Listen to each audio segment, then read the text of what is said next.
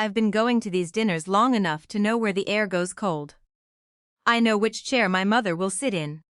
I know my sister will arrive 20 minutes late and be forgiven instantly. I know the meal will be good because my mother is an excellent cook.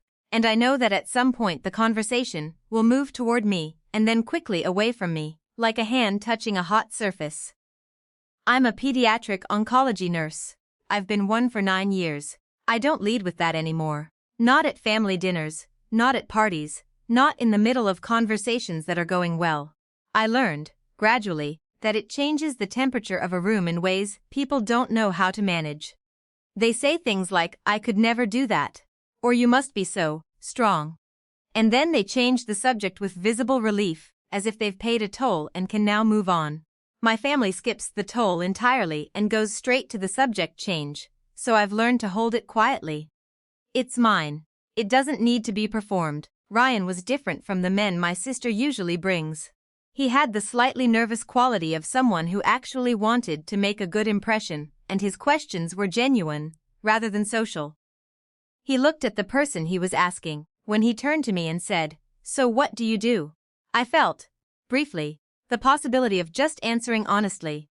My mother got there first.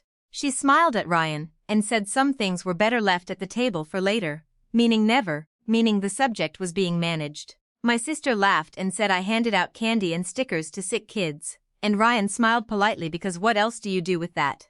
I picked up my glass. Set it back down. The thing is, I wasn't angry, or I was, but distantly. The way you're angry at weather. I've had this feeling at this table enough times that I know its shape. It's not shock anymore, it's recognition.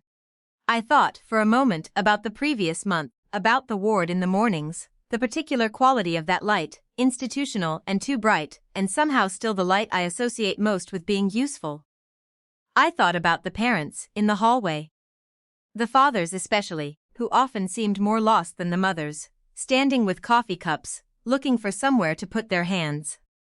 I thought about a boy named Theodore, 7 years old, who before a procedure had grabbed my wrist and asked me to tell him something funny. I told him a joke about a penguin. It wasn't a very good joke. He laughed anyway, generously, the way children do when they sense you're trying. I thought about all of this while my sister refreshed Ryan's water and my mother talked about the cranberry sauce. Ryan had gone quiet. I noticed it the way you notice a change in sound.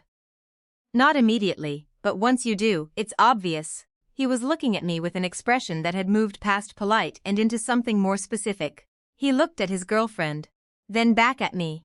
"Where do you work?" he said. "Because I'm sorry, I think I might know you." I told him, "The hospital." "The floor," he nodded slowly. He set his fork down. My sister asked what was wrong. He said his nephew had been on that floor for 5 weeks in October. He said the nurses there had been. And he stopped for a moment, collected himself with the particular restraint of someone who has rehearsed not crying in public. He said they had been extraordinary. He looked at me. "I thought I recognized you. You were there almost every morning."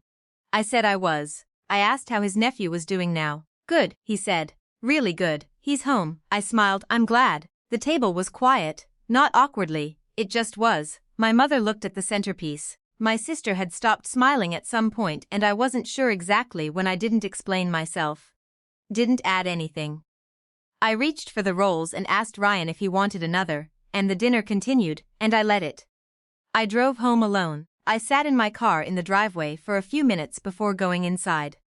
Not because I was upset. Just because sometimes you need the space between one world and another.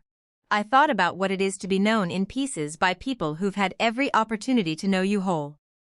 I thought about how Ryan, a stranger at a holiday table, had placed me more accurately in 30 seconds than my family had managed in 9 years.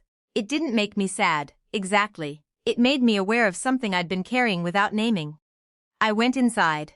I made tea. I thought about Theodore and his laugh, the generosity of it, and I held that for a while before I went to sleep. Some things don't need the people who missed them to finally see them. They're true regardless. They happened. They mattered. That's enough. Most days that's enough.